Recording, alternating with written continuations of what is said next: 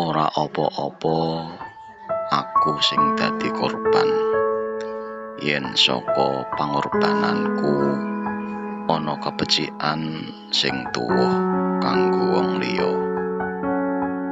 Ora perlu kawentar, ora perlu diiling-iling, sing penting ana manfaat sing mili saka ikhlas.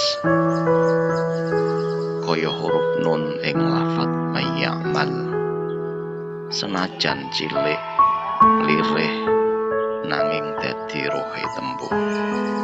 Yen dheweke ilang maknane uga sirna.